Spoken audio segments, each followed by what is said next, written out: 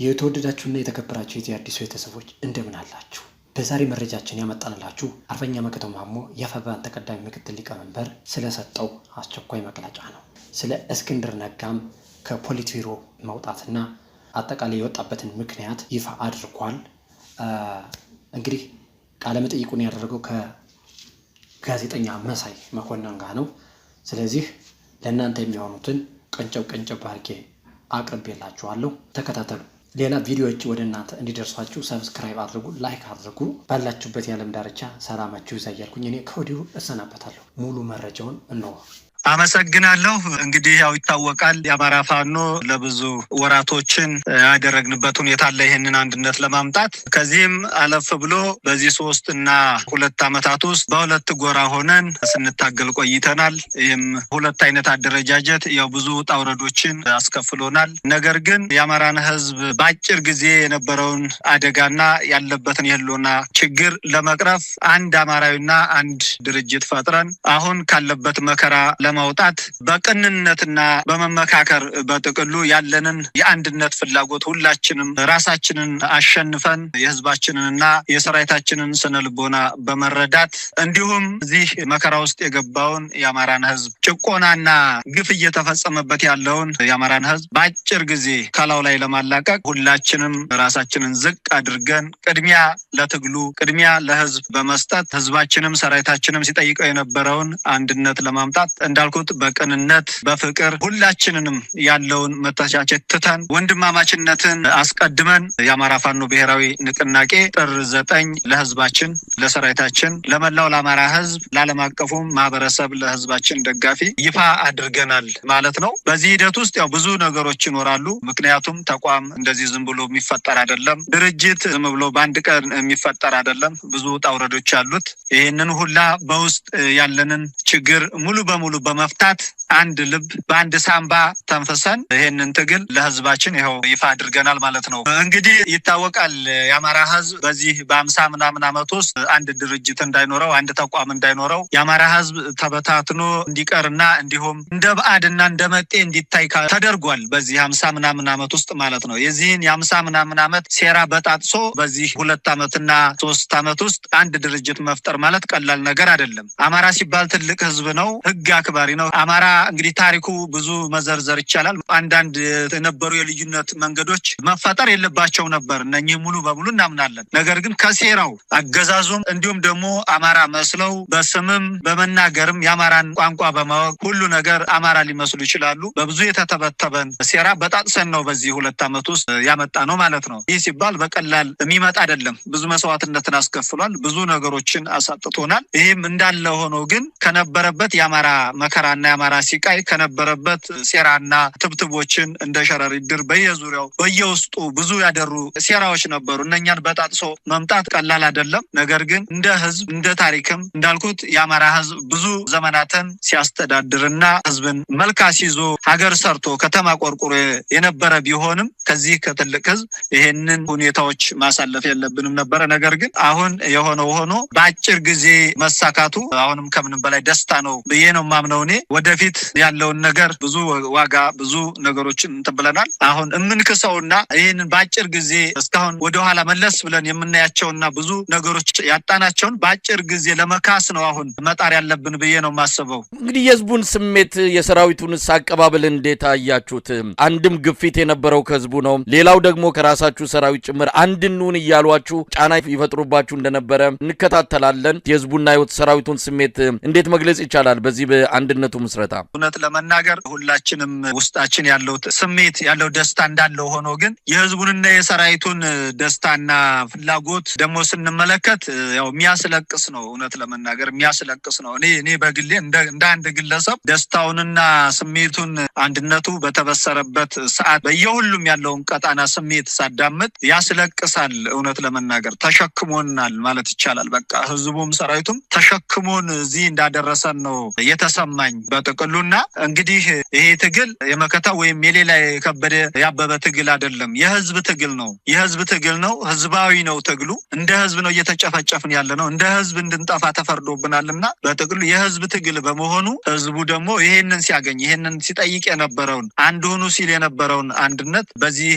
ዕለት አንድ ሆኖ በማየቱ የተሰማውን ደስታ የገለጸበትን ደስታ እውነት ለመናገር ከምንም በላይ በጣም የሚያኮራና የሚያስደስት ሆኖ ነው ያገኘ ነው። መሳይ ሌላው በዚህ አስተዋጽኦ ያደረጉ አካላት አሉ። በእርግጥ በመግለጫችሁ ላይም ምስጋና ያቀረባችሁበት ሁኔታ አለ። እንግዲህ መሳይ ያው በእኔ አቅም የሚገለጽ አይደለም። እንግዲህ የአማራ ህዝብ ነው ሊያመሰግናቸውም ታሪካቸውንም ሊገልጽ የሚችለውና እንግዲህ እንደ አንድ ድርጅት አመራር ከምንም በላይ ላመሰግን የምወደው አማራ ያው እንግዲህ ባህል አለው፣ ወግ አለው፣ እንዳልኩት መልካም ስነ ስርዓት ባለው እነኚህ ሰዎች ከአማራ አብራክ የወጡ የአማራ እንቁ ልጆችና ምሁራኖች ስለሆኑ እጅግ እኔ በእኔ ቃል አይደለም የሚገለጸው። እንግዲህ መላው የአማራ ህዝብ ይወዳቸውና ይህን ልፋታቸውን ነገ ለህዝብ ይፋ አድርጎ ሊያመሰግናቸው ይችላል ብዬ አስባለሁ። ሁሉን ነገር በማቻቻል ሁሉን ነገር በመገሰጥ ሁሉን ነገር ወደፊት የምንድንበትን አንድ እንደሆነ ሁሉን ነገር በማሳየት እንዲሁም ካላቸው ልምድ ካላቸው አሰራር በአጠቃላይ ይሄንን አንድነት ከኛ ጎንና ግንባር ቀደም ሆነው ይሄንን አንድነት ወጥተው ወርደው እውነት ለመናገር በሌሊትም በቀንም ይሄን አንድነት ለማምጣት እንቅልፋቸውንም አጥተው ስራቸው ሁሉን ነገር ትተው ነው ከኛ ጋራ በዚህ ወራት ውስጥ በአጭር ጊዜ ለህዝባችን ብስራት ለማሰማት የወጡትና የወረዱት ለማለት ነው። እኔ እንግዲህ በድርጅታችንም በሰራዊታችንም በህዝባችንም ስም ላደረጉት አስተዋጽኦ እጅግ በጣም በህዝባችን ስም ነው እኔ ምስጋና የማቀርበው። የአማራ ህዝብ ለረጅም ጊዜ ተበታትኖና ተነጣጥሎ በተናጠል እየተገደለና እየተጨፈጨፈ ሰሚ የለውም ነበር።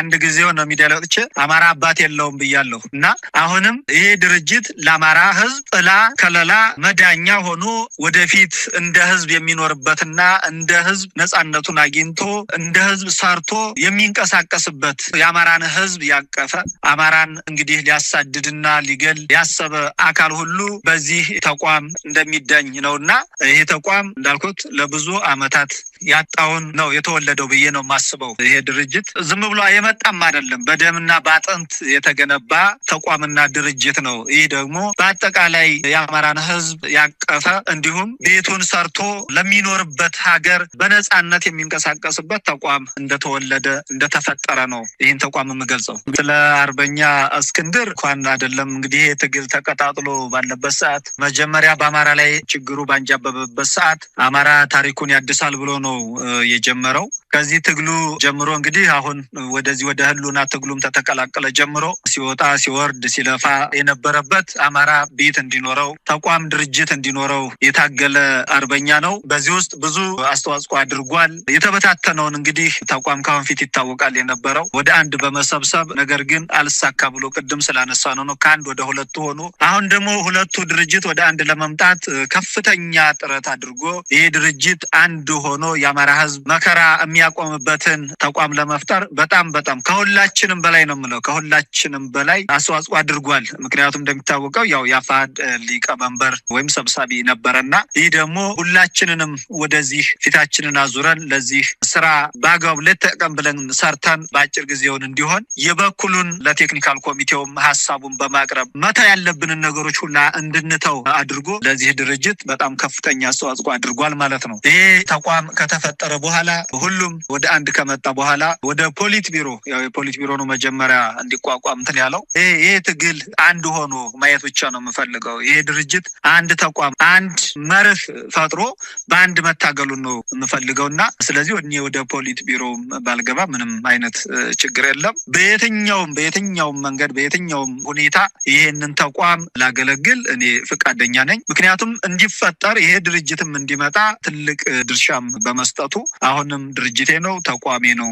ነገር ግን እንደ አንድ ግለሰብ የሚችለውንና ባለው ሁኔታ መስራት ደግሞ ይሄ ያው የግለሰብ ሁኔታ ነው የሚሆነው ምንም አይደለም። ስለዚህ ወደዚህ ወደ ፖሊት ቢሮ እንዲገባ ቀድሞውንም በእኛ ጫና ነበረ። ነገር ግን በሱ በኩል ፖሊት ቢሮ አመራርነትን የላሆኑ ምንም ለኔ ምንም አይሰራም። በቃ አመራርነቱ ምንም አይደለም። ዋናው ስራውን በየትኛውም ቦታ ሆነን ሰርተን ተቋሙን ተቋም ማድረግ ነውና የሚጠበቅብን በሚል አመራርነቱን ፍላጎት እንደሌለው ለኛም መሆን የለበትም ብዙ የሚመሩም አሉና እነኚህ ሰዎች ተካተው ይቀጥሉ በሚል ሐሳብ ሰጥቶን ነበረ።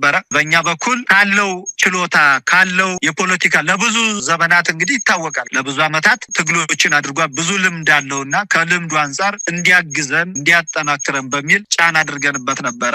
ነገር ግን በሱ ባሁን ባለበት ሁኔታ እኔ በየትኛውም ቦታ ሆኜ መርዳት እችላለሁ ስላለ ያንን ነገር ያለ መቀበሉን ይሄን ደግሞ ለህዝብም ሌላ እንዳይመስል የሌላ የኩርፊያ ወይም ደግሞ የሌላ ነገር እንዳይመስል ያንን ያሳወቀበት ሁኔታ ነው። ይሄ ደግሞ በደብዳቤው ላይ ለኛም ባሳወቀበት ያው ይፋ የሆነበት መንገድ አለ። ህዝብ ደግሞ ይሄንን ማወቅ አለበት። እንደው ዝም ብሎ የጥላት አጀንዳ የጥላት ሁኔታ ዝም ብለው እንደፈለጋቸው የሚያራግቡት ሁኔታ አለ። ይሄ ደግሞ ያው ከወንፊትም የመጣንበት እንደሆነ ይታወቃል። ነገር ግን በቀናነት በትህትና ነው ሁሉን ነገር የተደረገው። እዚህ ያለ የፖሊስ ቢሮም ደግሞ በትህትና ነው ሁሉን ነገር የተቀበለው። እሱም በትህትና ነው ያቀረበው ማለት ነው። እንደሚታወቀው አማራ ያው ብዙ ምሁራን አለው ብዙ ወታደራዊ ልምድ ያለው ኃይል አለ። ተቀናጅቶ የመስራት ሁኔታ ነበረ ያልተመቻቸው። አሁን ግን ሁሉም ምሁራኑም ጦር ጠበብቱም በአጠቃላይ በዚህ ቤት ተሰባስቦ አገዛዙ እንደሚታወቀው እኛ ጊዜ ሰጠነው እንጂ እኛ ተለያይተን ጊዜ እንዲገዛ አደረግነው እንጂ ወድቋል። አገዛዙ ከወደቀ ቆይቷል። ስለዚህ ይሄ ብዙም ጊዜ ይፈጃል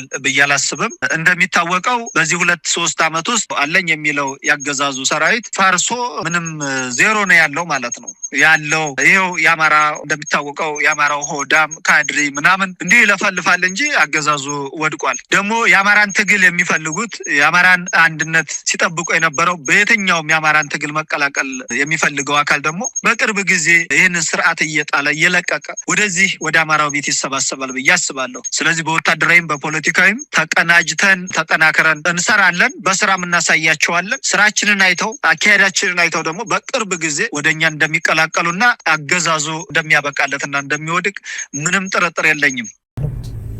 ለምንድን ነው የማታደርጉት? አሁን ማርኩ